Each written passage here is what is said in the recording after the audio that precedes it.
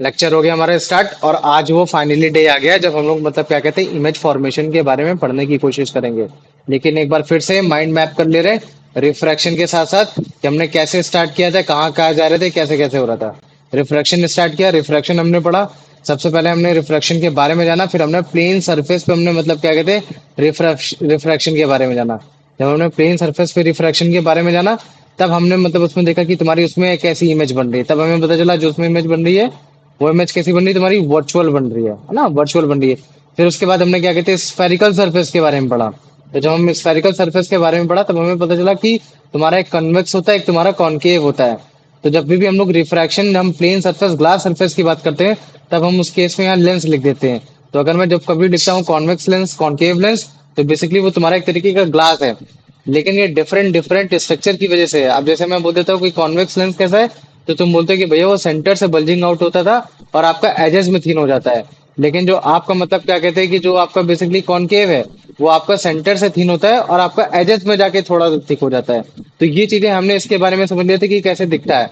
फिर उसके बाद फिर हमने कंसेप्ट पढ़ा था कि तुम्हारा ऑप्टिकल सेंटर क्या वर्ड होता है। ऑप्टिकल सेंटर तुम्हारा मिडल पॉइंट होता है तुम्हारा किसी भी लेंस का, ये हो गया। फिर इसके बाद फिर हमने उसके बाद हमने ये पढ़ा था कि तुम्हारा प्रिंसिपल एक्सिस क्या होता है।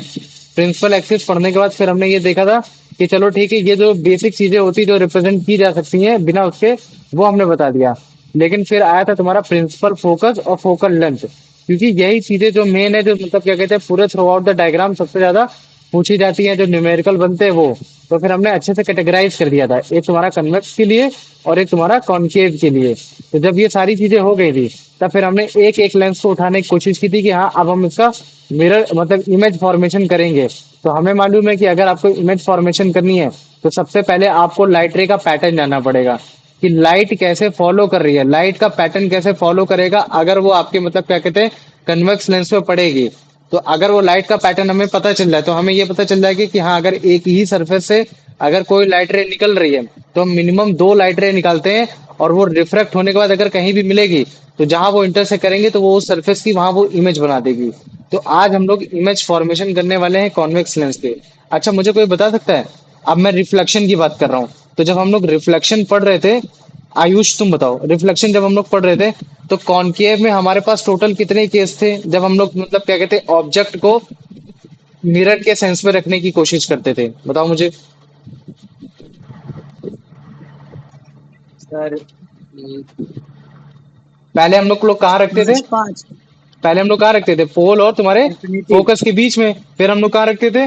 फोकस में रखते थे। फिर फोकस से फोकस पे, फिर फोकस से और फिर बिटवीन सी एंड एफ, और फिर हाँ सी वेरी, पे, फिर सी बियॉन्ड सी पे, फिर infinity.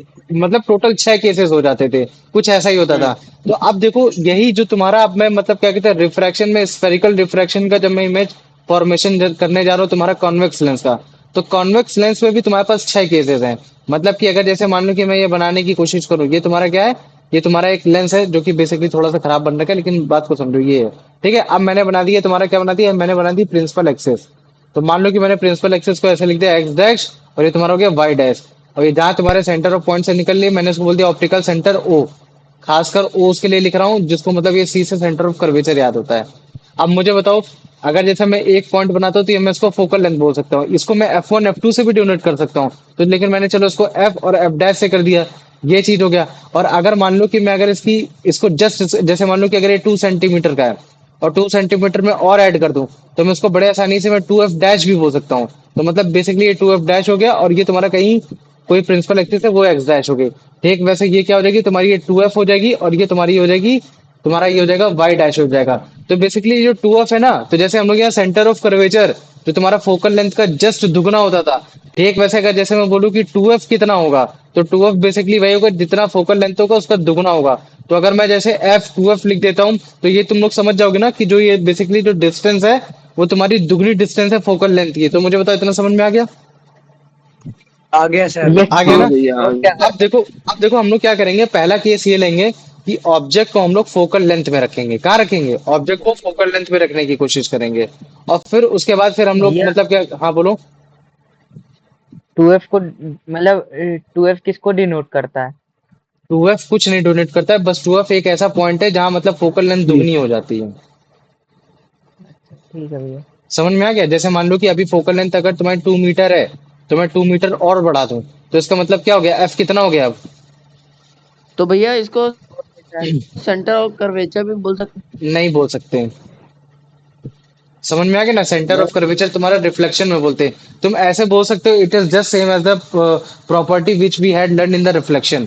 The centre of curvature is just double the focal length, in the same way the 2f is air is the double of the focal length of a convex mirror.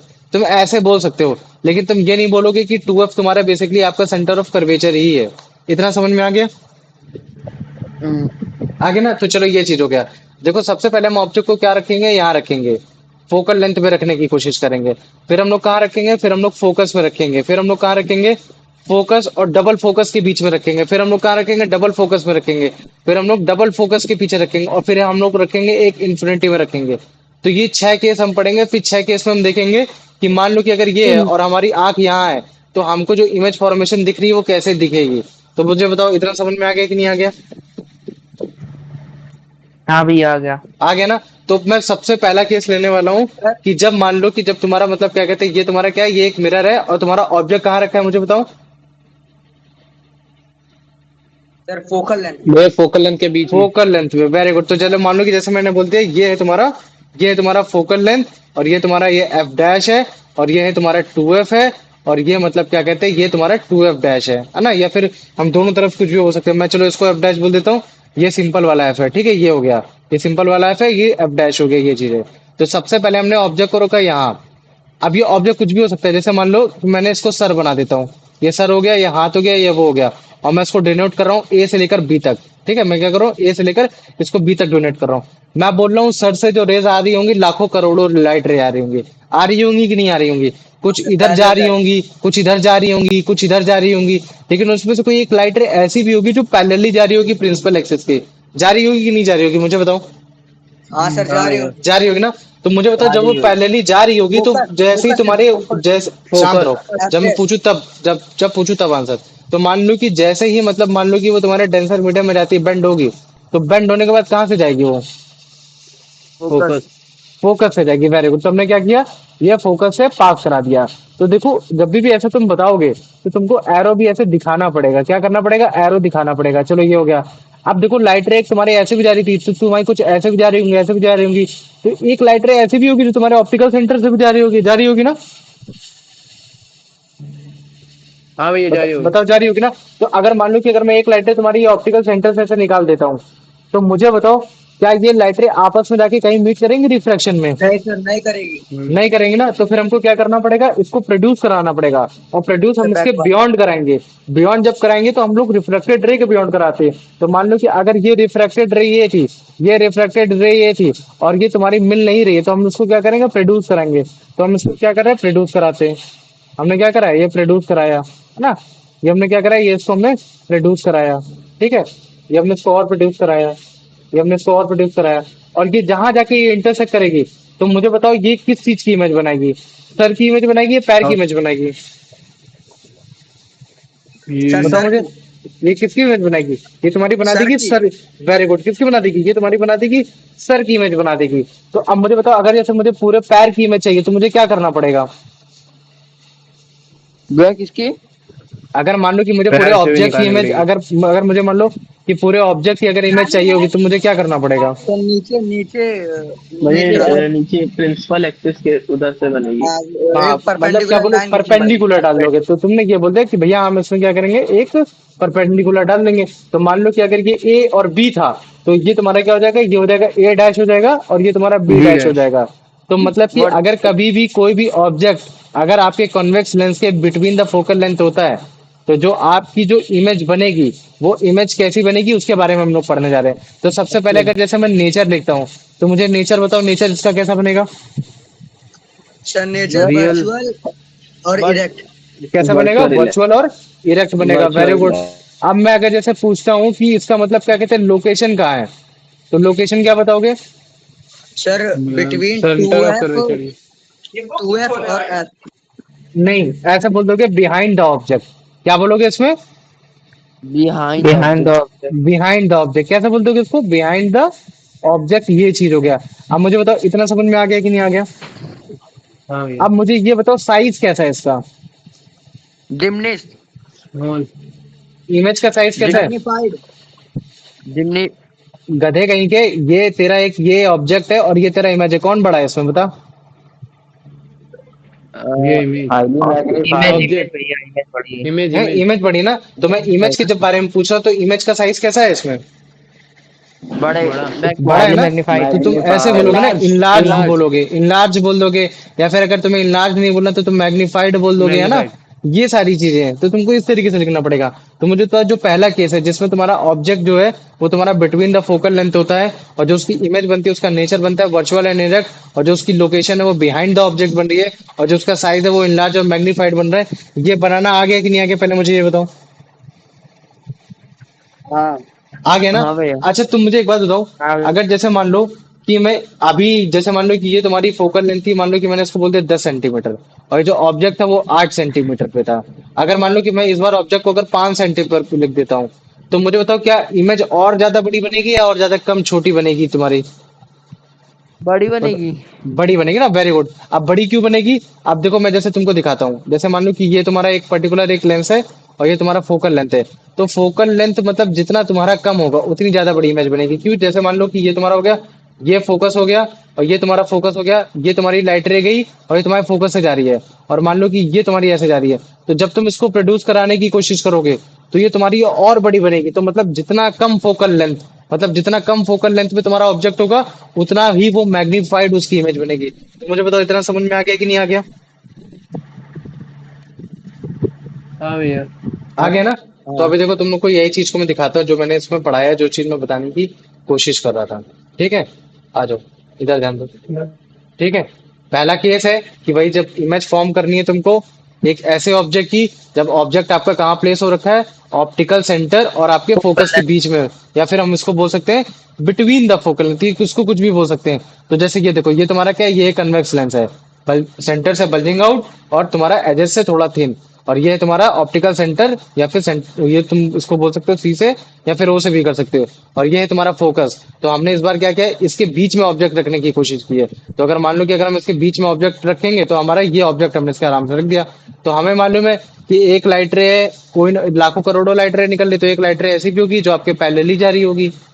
A point से लाखों करोड़ों light रे निकल रही है, तो एक light रे ऐसी होगी जो आपके प्रिंसिपल एक्सिस के पैरेलल जा रही होगी। तो मैंने वही चीज लिखा है कि अगर एक लाइट रे एडी है और वो आपके मतलब पैरेलल जा रही है प्रिंसिपल एक्सिस के, तो फिर वो आफ्टर रिफ्रैक्शन क्या होगा, वो आपके डीएक्स डायरेक्शन पे चली जाएगी फोकस से पास होते हुए। तो हमने यही ऐसे बता दिया कि डीएक्स डायरेक्शन में जा रही है फोकस से पास होते हुए। फिर जब ए पॉइंट से लाखों करोड़ों लाइट रे निकल रही, तो एक लाइट रे तुम्हारे सेंटर ऑफ कर्वेचर से भी निकल रही होगी, तो हमने सेंटर ऑफ कर्वेचर से भी निकाल दिया। तो हमने एक लाइट रे ली एसी और वो तुम्हारा सेंटर ऑफ कर्वेचर से निकाला, तो हमें पता चला कि यार सेंटर ऑफ कर्वेचर से जो भी लाइट रे निकलती है वो कभी भी बेंड नहीं होती है, वो उसी सेम स्ट्रेट पाथ पे चली जाती है। तो बाद में हमें पता चल रहा है कि यार रिफ्रैक्शन के बाद तो तुम्हारी लाइट रे कहीं मीट कर ही नहीं रही है, और जब आपकी लाइट रे कहीं मीट करेगी नहीं तो फिर क्या होगा, तो वो फिर उसकी इमेज बनेगी नहीं, लेकिन फिर भी इमेज बन रही है।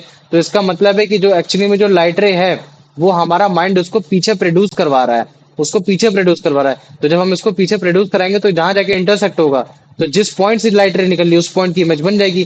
तो अगर मान लो कि एक इमेज एक ए ऑब्जेक्ट से अगर तुम्हारी लाइट रे निकल रही है तो एक ही तुम्हारी मतलब क्या कहते हैं इमेज बन जाएगी। और अगर मान लो हमको पूरे उसकी इमेज चाहिए तो हम कुछ नहीं करेंगे, बस क्या कहते हैं एक परपेंडिकुलर डाल देंगे प्रिंसिपल एक्सिस पे, तो हमको टोटल ओवरऑल उसकी इमेज हमको पता चल जाएगी। तो यही चीज मैंने इसमें बताने की कोशिश की है। हम क्या करेंगे, इसी रिफ्रैक्टेड रे को डीएक्स और सी वाई, ये क्या तुम्हारा डीएक्स और सी वाई, इसको हम लोग पीछे प्रोड्यूस कराएंगे डॉटेड लाइन से। तो ये जहां तुम्हारी मीट हो रही है वो हमने पॉइंट बोल दिया ए डैश बोल दिया। क्यों? क्योंकि इसी पॉइंट से तुम्हारी लाइट रे तुम्हारी बाद में रिफ्रैक्ट हो रही, पहले रिफ्रैक्ट हो रही थी। तो इस तरीके से जो तुम्हारी ए डैश है वो क्या हो जाएगी, तुम्हारी वर्चुअल इमेज हो जाएगी पॉइंट ए ऑब्जेक्ट की। और अगर हमें पूरी फुल इमेज चाहिए तो हम क्या करेंगे, प्रिंसिपल एक्सिस पे ही परपेंडिकुलर डाल देंगे तो हमको पूरी फुल इमेज मिल जाएगी। तो ये जो तुम्हारी फुल इमेज मिल रही है वो तुम्हारी कौन सी है, वो है तुम्हारी ए डैश और बी डैश है। तो ये देखो ये चीज हो गई, तो ये कंप्लीट इमेज है तुम्हारे ऑब्जेक्ट की।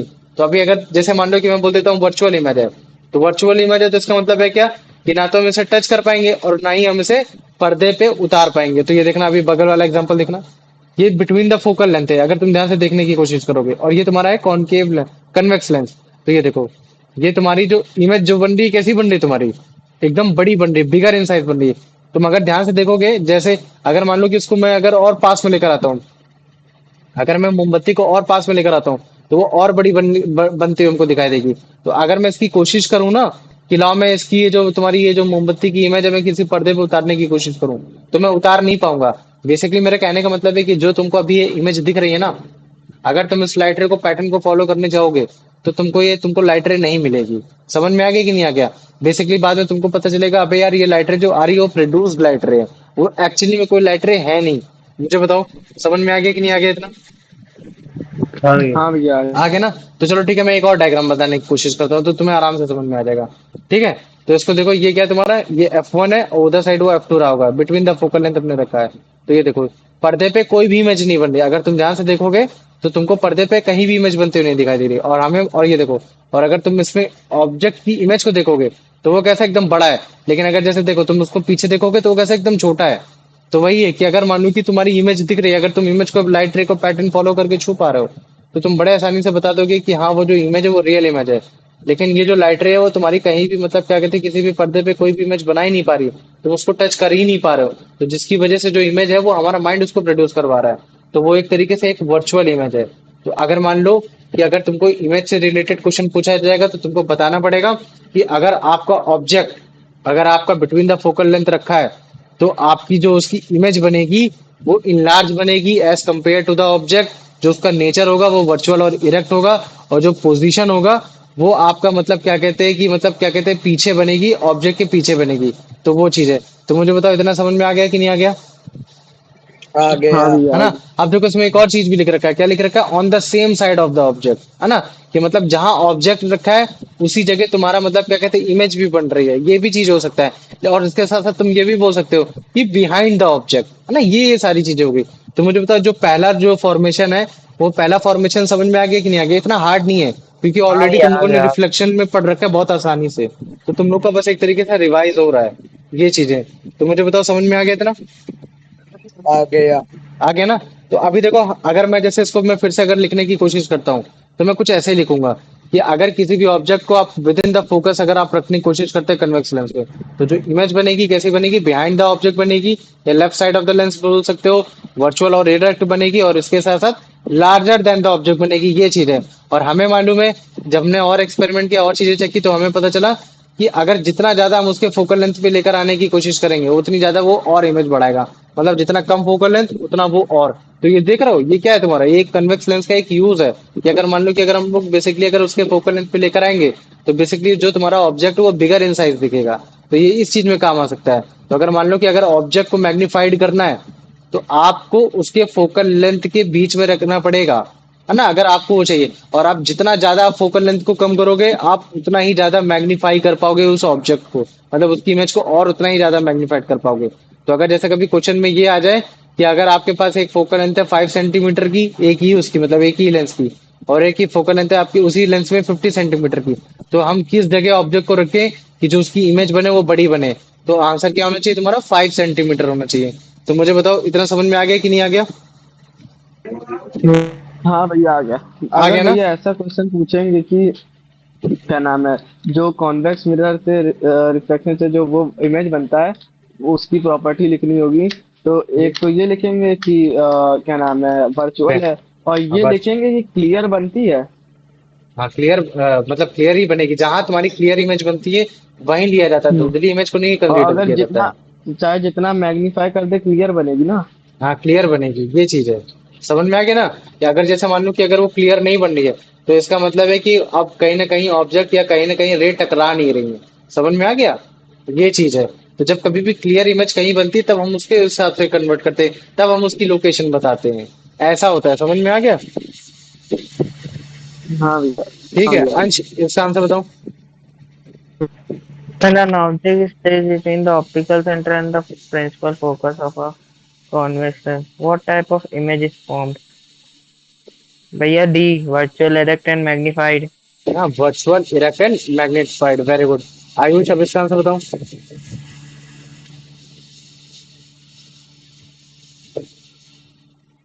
The given scenario, object between C and F dash of a convex lens, a ray of light starting from the top of the object and parallel to the principal axis will after reflection pass through the which point? the optical center, the principal focus on the same side. Beyond, sir, the principal focus on the other side. B. On the other side क्यों? क्योंकि हमको बताया गया कि object कहाँ रखा है, सी और एफ डैश के बीच में रखा है। तो अगर सी और एफ डैश के बीच में रखा है तो वहां से तो तुम्हारी रे पास नहीं हो पाएगी उस वाले फोकस से, तो तुम्हारे अदर साइड वाले फोकस पे होगी। तो वेरी गुड, तो इसका आंसर क्या होगा? बी होगा। चलो आ जाओ, कार्तिक इसका आंसर बताओ। हाँ भैया, what happens to a ray of light that passes through the optical center C of a convex lens? It deviates towards the principal axis, it deviates away from the principal axis, it goes straight without any deviation. भैया C। क्या हो जाएगा? सी हो जाएगा। Very good, चलो ठीक है। अब इसका आंसर बताओ यान, बेटा इसका आंसर देने की कोशिश करो। नहीं नहीं, इसका आंसर तुम दो। वो तो मतलब क्या कहते हैं, अमन।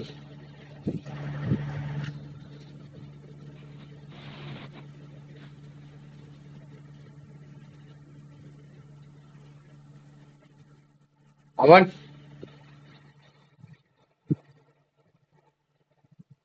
चलो तुम दो आंसर। भैया, Aryan.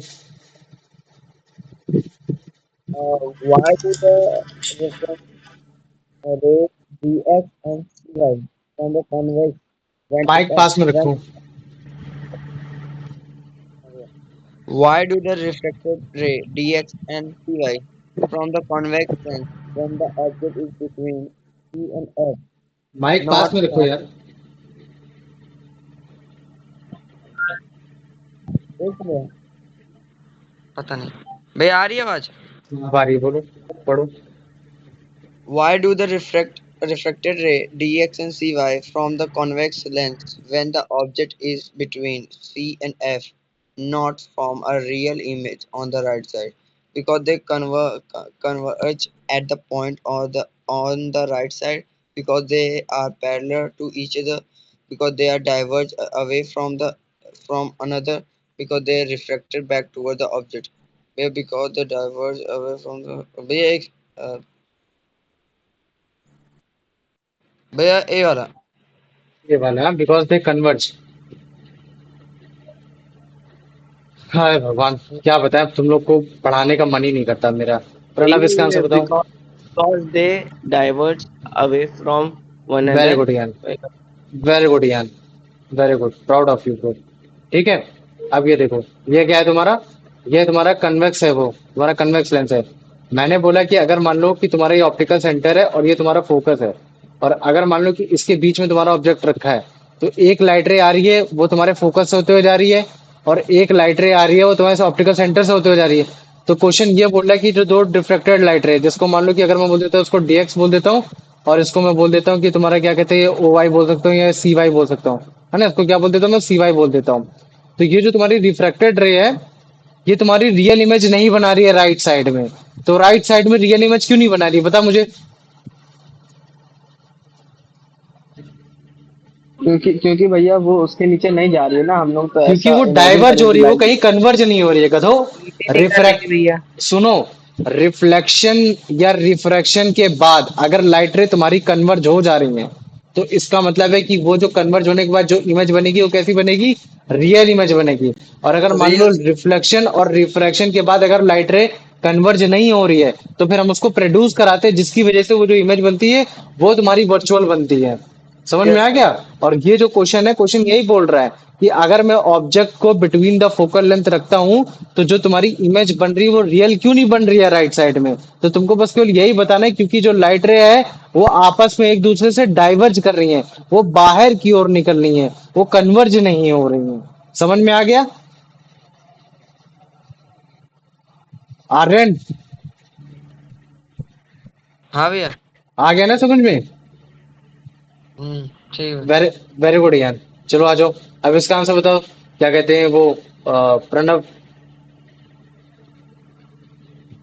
Mama, according to the provided diagram and text, the image formed when an object is placed between the optical center and focus of a convex lens is between बताओ। optical center and focus, hmm, uh, located at 2f, located at f, virtual and on the same side as the object, real and on the opposite side of the object भैया ये optical ये image है। Centre और focus optical centre और focus के बीच में हम्म, है वो ये पूछ रहा है कि मतलब कहाँ वो दिखेगी रिफ्लेक्टेड के बाद। क्या दिखेगी? इमेज। इमेज कहाँ हम्म बनेगी? बताओ। इमेज, इमेज जो इमेज है वो ऑब्जेक्ट की इमेज हाँ कहाँ बनेगी? अगर मैं उसको ऑप्टिकल सेंटर और फोकस के बीच में रखता हूँ तो बता कहाँ बनेगी? तो इमेज कहाँ बनेगी भैया इसका होगा बी वाला लोकेटेड मतलब वो बी वाला नहीं भैया इसका डी वाला होगा। बहुत बढ़िया। ठीक है, चलो नहीं तुम बताओ रियल बेटा नहीं उसका अंश बनेगा तुम आंसर वर्चुअल बनाओ। भैया अरे ए वाला होगा टू एफ में बनेगी लोकेटेड एट टू अच्छा एफ। बस ठीक सर है, अब मैं शांत हो बताऊं जाओ। सर? नहीं नहीं, अब शांत रहो। अंश तुम बताओ उसको बेटा आंसर। भैया सी वाला। सी वाला। वर्चुअल बनेगी और तुम्हारे same side of the object बनेगी। नहीं वर्चुअल तो बनती है लेकिन सेम साइड में कहाँ बनेगी अच्छा। अरे जा बिहाइंड द तो ऑब्जेक्ट उधर नहीं ही से रही बनेगी है ना। क्या? सेम साइड मतलब होता है लेफ्ट और बिहाइंड द राइट ऑब्जेक्ट होता नहीं है। बनेगी। चलो कोई बात नहीं, इसका अभी कॉग्निटिव माइंड थोड़ा कम है, थोड़ा और तेज हो जाएगा। बता देना, उसको समझा देना, ठीक है। चलो आ जाओ आयुष, इसको समझाओ। आयुष इसको बताओ आंसर। देखो मैं बता दे रहा, ठीक है। माइक ऑफ करो। और आयुष तुम अपना फिर से रिज्वाइन हो, तुम्हारा साउंड रिपीट हो रहा है। सेम साइड का मतलब होता है जैसे मान लो कि लेफ्ट है या राइट है, अगर ऑब्जेक्ट यहीं रखा है और इमेज भी तुम्हारी यहीं बन रही है तो हम लोग क्या बोलते हैं? सेम साइड बनती है ना, ये बोल सकते हैं। लेकिन अगर मैं बोलूँ कि सेम साइड में कहाँ बन रही है, तुम्हारे बिहाइंड द ऑब्जेक्ट बन रही है या in front of the object बन रही है, तो इस केस में तुम्हारे बिहाइंड द ऑब्जेक्ट बन रही है। तो तुम दो चीजें लेके चलोगे, क्या बोलोगे पहले? कि same side of the object, क्या बोलोगे? Same side of the object, ऐसे लिखोगे। और फिर मैं बोलूंगा कि ऑब्जेक्ट के सेंस में कहां बन रही है, तो तुम बोलोगे बिहाइंड द ऑब्जेक्ट बन रही है। समझ में आ रहा है? तो ये उसका साइड है जो कि क्या है, लेफ्ट साइड है। और अगर मान लो कि उसके अपोजिट साइड में बन रही है तो इसका मतलब है कि राइट साइड में बन रही है। समझ में आ गया प्रणव? हाँ भैया। आ गया ना? चलो ठीक है, इतना थोड़ा क्वेश्चन को ध्यान दिया करो, इतना टफ नहीं है। सोचने पे मजबूर रहा करो थोड़ा सा। ठीक है, चलो आ जाओ। अब इसका आंसर बता दो, कार्तिक तुम बताओ। When forming a virtual image with a convex lens, how are the reflected ray dx and cy used to locate the image? They are extended forward. They are produced backward. Sir is B. B वाला। Very good, आ जाओ। अब अंश इसका answer बताओ। In the ray diagram for a virtual image formed by a convex lens, what does a point A dash represent? The virtual, the real image of point A of the object, the inverted image of point A of the object, the virtual image of the point A of the object, the focal point of the lens. भैया सी वाला the virtual. The virtual image of a point A of the object. Very good, है ना?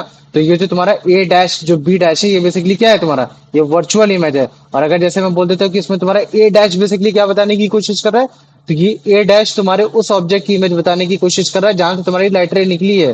देखो light रे तुम्हारी यहाँ निकली जो पहले पहले थी, और ये वाली लाइट रे निकली जो तुम्हारे ऑप्टिकल सेंटर से निकली है। तो रिफ्रैक्शन के बाद ये तुम्हारी मिल नहीं रही है। तो जब मिलेगी नहीं तो इमेज नहीं बनेगी, लेकिन फिर भी इमेज बनती हुई दिखाई दे रही है। इसका मतलब है कि हमारे माइंड ने इसको क्या कराया, प्रोड्यूस कराया। तो जब हमारे माइंड ने इसको प्रोड्यूस कराया, तो जहां वो जाके मिल रही है, तो वो तुम्हारे सबसे पहली वो इमेज वहीं की बनाएगी जहां से तुम्हारी ऑब्जेक्ट निकल कर आ रही है। फिर अगर मान लो मेरे को यहाँ से इसकी इमेज निकालनी होगी, तो मैं इसकी भी ऐसे ही करूंगा, पैरेलल डालूंगा, फोकस से निकालूंगा, यहाँ से डालूंगा, ऐसे निकालूंगा। और अगर मान लो कि मैं इसको प्रोड्यूस कराता हूँ, तो ये जहां जाके मिलेगी तो उसके सेंटर वाली इमेज बनाएगी। तो इसका मतलब क्या है कि अगर मैं चाहे जितना नीचे जाऊं चाहे जितना ऊपर जाऊं, वो अगर मैं एक परपेंडिकुलर डाल दूंगा तो ओवरऑल मेरे को इमेज वो पूरी दिख जाएगी। तो इसी वजह से होता है कि अगर आप कोई भी अगर एक पॉइंट निकाल दो, बाद में फिर आप मतलब क्या कहते हैं परपेंडिकुलर डाल दो प्रिंसिपल एक्सिस पे, तो आपको ओवरऑल इमेज हमको दिख जाती है। लेकिन यहाँ जो तुम्हारी जो इमेज बन रही है वो एक तरीके से वर्चुअल इमेज बन रही है। समझ में आ गया? तो इसका आंसर होगा सी। नाइस, चलो आ जाओ। कार्तिक आप इसका आंसर बताओ। How is the complete image A dash B dash of the object AB constructed when a virtual image is formed by a convex lens? By drawing A dash B dash parallel to the axis from a point A, by drawing A dash B dash perpendicular to the axis point uh, from point A, by connecting point A dash to optical center C, by extending the object AB to meet the principal axis. Uh, how is the completing? Uh, सोचना पड़ रहा है, बताओ इसमें भी। भैया B. B वाला ना, इसमें भी सोचना पड़ रहा है कि अगर आपको कंप्लीट इमेज चाहिए ऑब्जेक्ट की, और हाँ अगर आपके पास केवल अगर ए डैश लिख रखा है, तो फिर आपको कंप्लीट इमेज कैसे दिखेगी? कुछ नहीं करना है, बस उसी पॉइंट से क्या करना है, परपेंडिकुलर डालना है आपको प्रिंसिपल एक्सिस पे। और जैसे आप प्रिंसिपल एक्सिस पे परपेंडिकुलर डाल दोगे, तो आपको उसकी फुल इमेज दिख जाएगी। ठीक है यान, अब अगला आंसर बताओ तुम, पढ़ो आंसर इससे बताओ,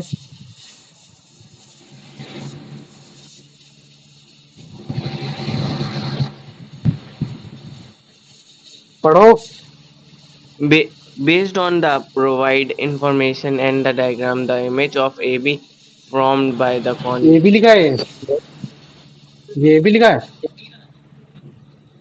नहीं ए डैश बी डैश, क्या बोलोगे? A dash B dash, B dash आगे बढ़ो।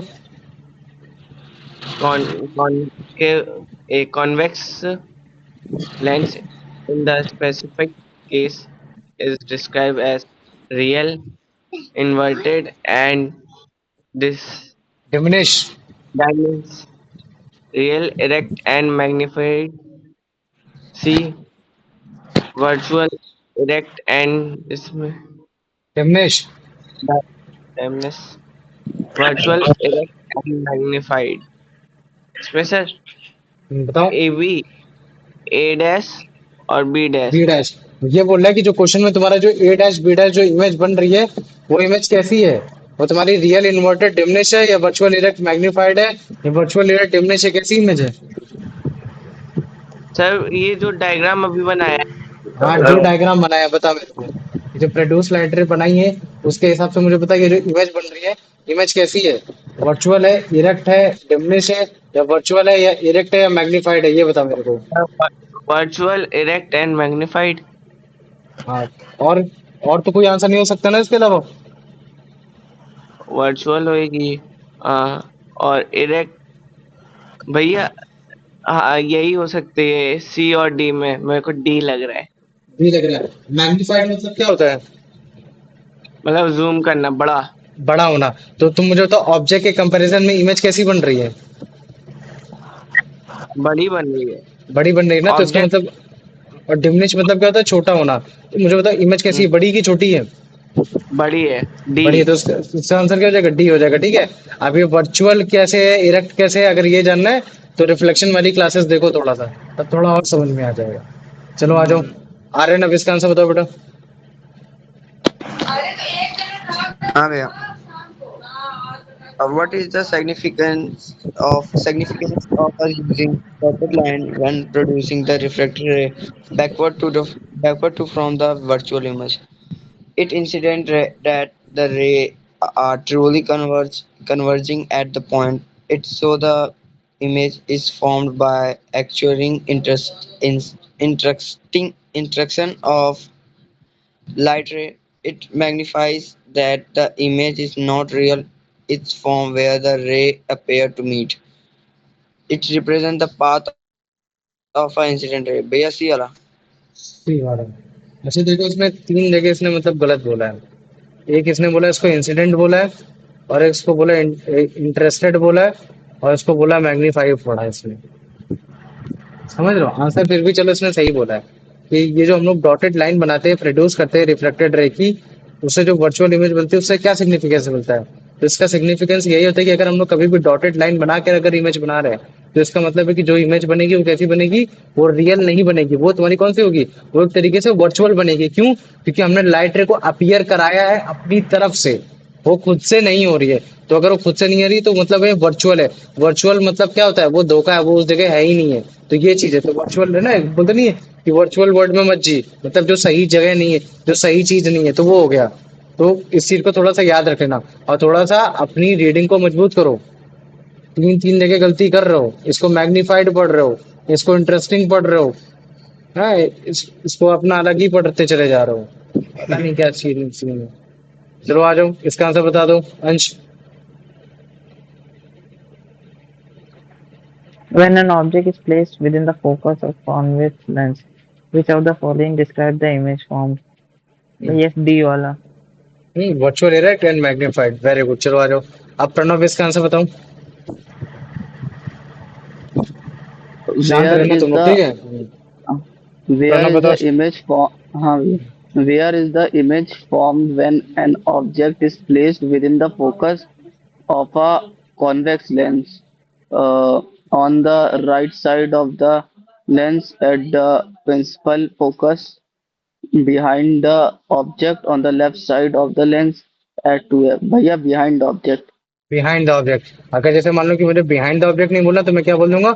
On the same side Left of the side. Object, है ना। On the और same side. सेम हाँ. साइड, और ये जो लेंस जो तुम्हारे ऑब्जेक्ट कहाँ रखा गया, वो तुम्हारा लेफ्ट साइड में रखा गया है। तो तुम्हारा Left. ये वाला भी आंसर हो सकता है। वेरी गुड, आ जाओ। आयुष इसका आंसर बताओ। अच्छा भैया जैसे हम्म, अगर जिसमें कोई क्वेश्चन में दे नहीं रखा हो कि एक सेकंड शांत रहो। हाँ ऑब्जेक्ट बोलो, क्या पूछे थे? कहीं अगर दे नहीं रखा हो कि ऑब्जेक्ट कहीं नहीं रखा है तो हम लोग लेफ्ट साइड ही लेके चलेंगे ना। हाँ, लेफ्ट साइड लेके चलना, ठीक है। क्योंकि अभी जिस चीज की प्रैक्टिस कर रहे हो उसी को करो। फिर उससे क्या होगा, तुम्हारा कार्टेशियन रूल भी तुमको अच्छे से समझ में आ जाएगा। रिफ्लेक्शन भी वैसा ही कराया है, तो लेफ्ट साइड ही लेके चलना, ठीक है। ये है। चलो आ जाओ। अब इसका आंसर बता दो, पढ़ो। Ayush. To obtain a magnified image using a convex lens, there should be, sir, at at a distance less than the focal length of a convex lens. See. Very good, है ना। Distance less than the focal length of convex lens. चलो आ जाओ। अब इसका answer बता दो Kartikeya. What is the relationship between the focal length of a convex lens and its magnifying power? Uh, so, क्या था? हाँ, the larger the focal length, greater the magnifying power. Smaller the focal length, smaller the magnifying power. Smaller the focal length, greater the magnifying focal length, and magnifying power are unrelated. भैया, smaller the focal length, greater the magnifying power. Magnifying power, तो जितना कम focal length होगा उतनी ही ज्यादा तुम्हारे object की image दिखेगी, मतलब वो उतना ज्यादा ही मैग्नीफाइड दिखेगा। वेरी गुड, आ जाओ। अब इसका आंसर बता दो। क्या कहते हैं, Aryan. Which of the following convex lenses would be the greater magnifier power? First, convex lens with the focal length of 50 centimeter, convex lens with the focal length 5 centimeter, both would have a same magnifier power. Magnifier power depend on the object distance or not focal length. Base D वाला। अच्छा, D वाला होगा। ए भैया एक से पढ़ने में magnifier even power. तुम बताओ इसका answer.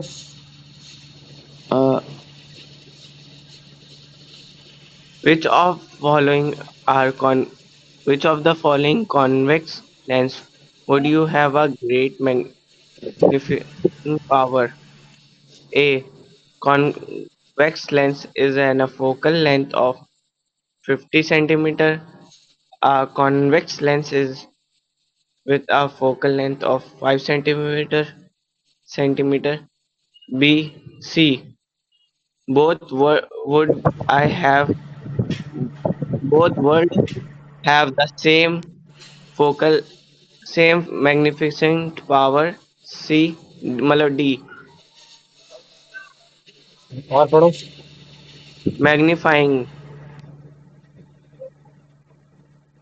D magnifying power depends only on the object distance on not focal length. बताओ इसका आंसर क्या होगा। भैया भैया इसका फोकल अब नहीं शांत हो जाओ, होती तुम है। दोनों हो जाओ।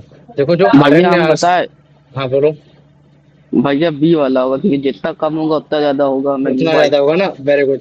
लेकिन देखो ये भी तो हो सकता है, डी लेकिन भी अगर भैया इसका आंसर, डी वाला भी हो सकता है क्योंकि हाँ, इसमें भी सही लिखा है कि क्योंकि ऑब्जेक्ट की ऑब्जेक्ट की डिस्टेंस जितनी डिस्टेंस के कम मैटर होगी। कर रहा है ना। तो इसका बी और डी दोनों हो सकता है कि अगर जितनी ज्यादा तुम्हें मैग्नीफाइंग पावर होगा उतना तुम्हारा कम, मतलब क्या कहते हैं, फोकल लेंथ होगा ना, ये चीज है। हाँ डी। तो अब इसमें ऑब्जेक्ट डिस्टेंस भी मैटर कर रही है ना, ऑब्जेक्ट की डिस्टेंस भी मैटर करेगी कि वो कहाँ है।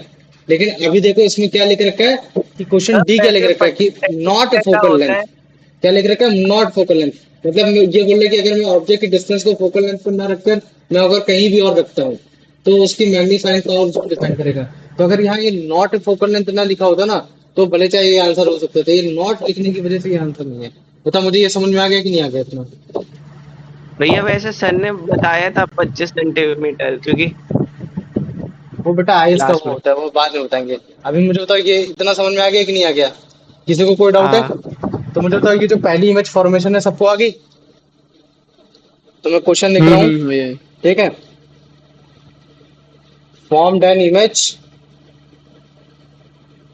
And describe the image formed when object placed between optical centre and focus of a convex lens. अगर कभी भी ये नहीं लिख कर आएगा ना कि placed when object is placed between the optical centre and focus, तो ये लिख कर आ जाएगा placed between the focal length. इन दोनों में से कुछ भी लिखकर आ सकता है वो। समझ में आ गया? लेकिन बात दोनों का बराबर ही है। और ये क्वेश्चन है तुम्हारा 5 मार्क्स का। क्वेश्चन लिखो और तुम लोग मतलब क्या कहते हैं, 10 मिनट के अंदर अभी करके मेरे को भेजो तुरंत।